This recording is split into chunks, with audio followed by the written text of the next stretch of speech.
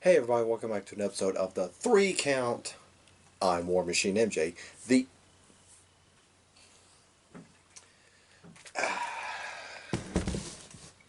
yeah,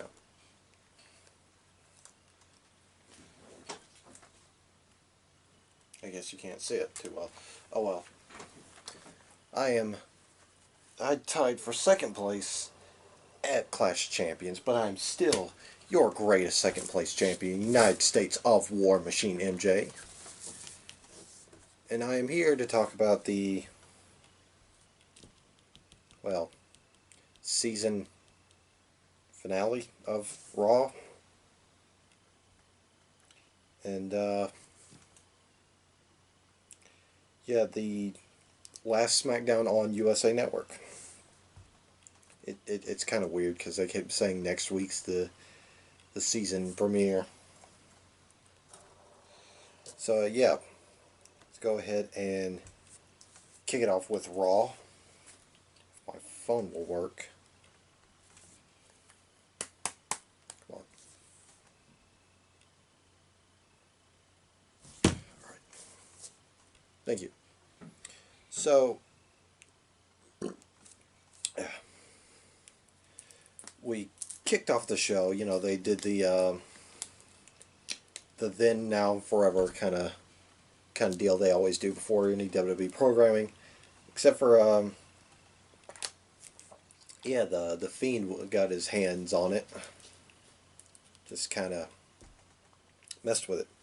Anyway, we started the show off with Seth Rollins, who not only did he address the Fatal Five Way, winner gets to face him next week on the season premiere of Raw, but he also talked himself into a title match against Braun Strowman that he apparently didn't want, but still talked himself into.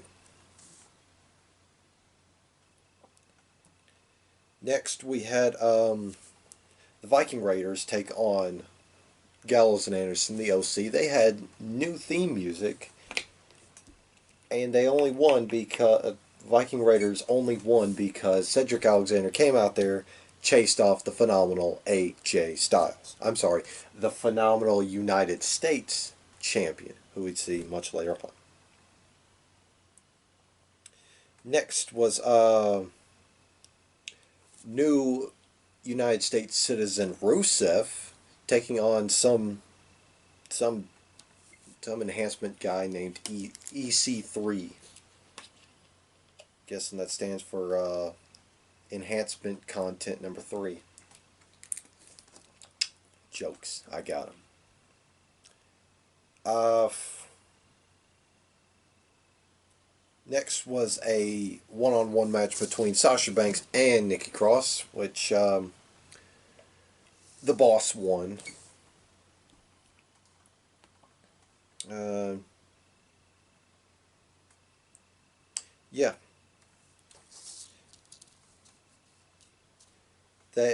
Sasha won with the help from, of course, her best friend Bayley, and Sasha decided to beat down on Little Miss Bliss, who was at ringside. And it was announced that that next week on Raw, on the season premiere of Raw, we're gonna get Alexa Bliss versus Sasha Banks. I'm very worried about how that match is going because backstage apparently, yeah, outside of kayfabe, not Nikki Cross, sorry, Alexa Bliss and Sasha don't like each other. Maybe they can be professional for one match. Next, we had Lacey Evans defeat Ember Moon via sharpshooter. Woohoo. Next, we had, yeah, R-Truth being chased, still holding that 24/7 champion, sorry, 24/7 11 European champion, or whatever Truth says. Anyway, yeah, the Ric Flair of the 24/7 division was being chased by the 24/7 division, when Carmella put a halt to the proceedings, told Truth she can't do it anymore. You know, it's tiring running everywhere because R-Truth is constantly chased. So when R-Truth tried to give her a comfort hug, she rolled him up, and she is now the new 24/7 champion. After she did her, after she took the belt and did a little celebration, R-Truth looked genuinely happy for her. And then the female 24/7 division, you know, hit the ring. Started chasing after her. R-Truth got on Carmella's shoulders, realized it didn't work. He popped off. Carmella got back on his shoulders, and that'd be the last we saw of them. Next, this was great. Next, we had the in-ring debut of King Corbin. He's no longer Baron Corbin. He is King Corbin. And I gotta say, his King gear, on point. Because he doesn't look like one of those dorky King of the Ring, wearers from a while back. Wearing cheap ass cape, cheap ass crown, cheap ass scepter. No, he looked like he had just walked off the set of Game of Thrones. Like he had a black metal scepter, a black crown, and a wolf pelt. It looked amazing. Anyway, he took on Chad Gable in a rematch from their King of the Ring final. Gable was very dominant towards the tail end of the match. Even locked in a very efficient ankle lock, which Corbin fought his way out, grabbed his scepter, smacked Chad Gable with it, and just beat him down. Sorry. Next, we had the Fatal 5-Way Elimination match to challenge Universal Champion Seth Rollins on the season premiere of Raw. Yeah, it was between Rey Mysterio, one half of the Raw Tag Team Champions, Bob Roode, the phenomenal United States Champion, AJ Styles, the artist known as the Intercontinental Champion, Shinsuke Nakamura, and Ricochet. This should have main evented the show because this was a stellar match, just a bang up, slap out match. Just spot after spot after spot. These five guys just went in there, tore it up. But of course, in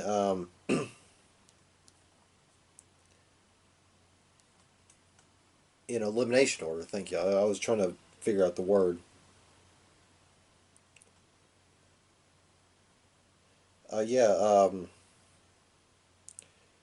Ricochet was out first from Shinsuke Nakamura took out Ricochet. Then AJ Styles took out Nakamura. Roode took out Styles, and of course Mysterio got the win. He'll face Seth Rollins next week on Raw. We were given a new episode of Firefly Funhouse, where the pig boy and the rabbit were fighting over a Seth Rollins action figure, and Bray went into this whole tirade of sharing is caring. You gotta remember to share. But then he rationalized that the Fiend isn't trying to attack Seth Rollins. The Fiend is trying to protect Seth Rollins. Then he snaps the figure in half and chunks it. Intricate story pieces going on there, folks. Speaking of Seth Rollins, he had a match against Braun Strowman. It was a Seth Rollins match. I really do not care for Seth Rollins right now. Like his past 3 matches, I really have not cared. Anyway, halfway through the match, the Fiend made his appearance. He took out Braun Strowman. Yeah, he choked him out with the mandible claw. Meanwhile, Seth Rollins was terrified in the corner. He just, ah! And every time Seth would get closer to Braun Strowman, or vice versa, the Fiend would intercept. He choked out Braun Strowman again, and then that's where the broadcast end with the Fiend getting in Seth Rollins' face. After the camera, however, they they had Seth hold his own against the Fiend. Try a couple of stomps. The Fiend shook him off, and before Seth could load up another stomp, the lights went down. Lights came back up. The Fiend was gone. So yeah, they are keeping the Fiend strong AF. So, in between, before we get to SmackDown, let's go ahead and talk about some of the new stuff that's going down on the on season premiere week next week, since SmackDown's going to Fox, and it's a whole new ball game for Raw and SmackDown. So, first off, we're gonna talk about the logos. They seem to change up logos. It's kind of a small thing compared to all the other changes. The Raw logo just looks kind of warped. Like not anything too stupid. It just looks like a chevron. How it's thin at the top, and then as it goes down, it gets a little bit fatter, and then as it goes to the back, it thins out. And the bottom of the Raw letters, is accompanied by said chevron. The SmackDown one, just if I can put up on the screen, yeah, it looks a lot like that. It really looks like the first SmackDown logo that happened when the show first launched. And honestly, I like it. It looked a lot better than the SmackDown Live logo. They're also dropping the live part, so now it's going to go back to Friday Night SmackDown. So that's awesome. They also announced broadcast teams for all three shows. NXT is going to be largely unchanged. It's still Ronaldo, McGuinness, and Beth Phoenix. The Raw side of things is going to be Vic Joseph, Dio Madden of 205, and for a short spell, just until they figure out who they're going to put in the third seat, Jerry the King Lawler. Vic Joseph, I've come around. He's great. I like Vic Joseph. He's really good on 205. Dio Madden, I'm starting to come around. He's pretty all right. Jerry Lawler, no, because he worked in the Attitude Era where he can get away with making sexual innuendos and being just a perverted old dude. And that worked well and fine back in that day, but nowadays it's just you can hear the wheels turn as he tries to avoid any faux pas. And now it just comes down to terrible dad jokes. Like not even a guilty laugh kind of. It's just that's a lazy joke. SmackDown team. It's the old Raw team. Cole, Graves, and Renee. No change there. They did announce WWE Backstage, which will be in the FS1 Studios, I believe, out in Cali.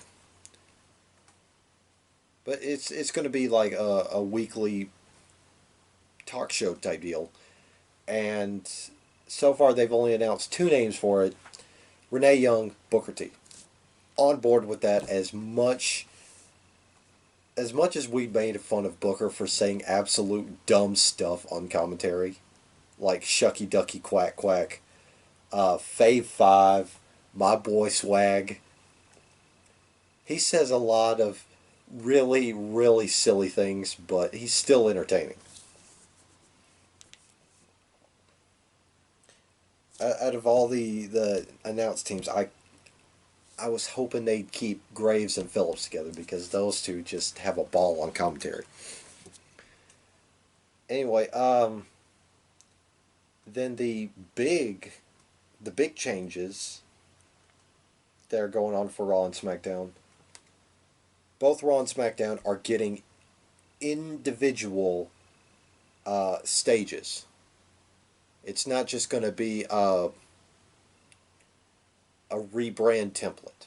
It's going to be very different stage setups. My hope is they'll bring back the old Silver Fist. Love that arena. That arena was great. But they also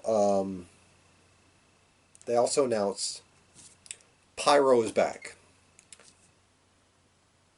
It's been missing, and it felt weird watching AEW have Pyro, but now WWE has Pyro. So yeah, that's the big changes. Oh, and of course, since it goes along with SmackDown, I guess I can shoehorn this in here. 205 Live will now move to Fridays after SmackDown, so yeah, I'll cover that more of that on the network episode. So for right now, let's go ahead and launch into SmackDown. We kicked off the show. This was a very senioritis type show, and if you don't know what senioritis means, it's essentially last day of school. Just whatever. Devil may care attitude. Because, yeah, on paper, it seemed like it was an inconsequential episode. Like, yeah, like they could just get away with anything and everything. Kicked off the show with a promo from Eric Rowan. Despite how we felt about Eric Rowan in the past, I will say, though, he does cut a pretty good promo.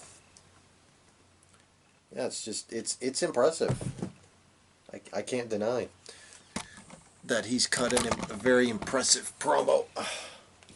And he basically talked about how people addressed him as a redwood and tried to make him less than human. Whatever that means. Daniel Bryan comes out in full ring gear and tells Rowan, "Fight me. Have a match against me." And they put on one hell of a fight. And Eric Rowan was working pretty safe. Even though he powerbombed Daniel Bryan into the corner post, he did it very gingerly too. So yeah.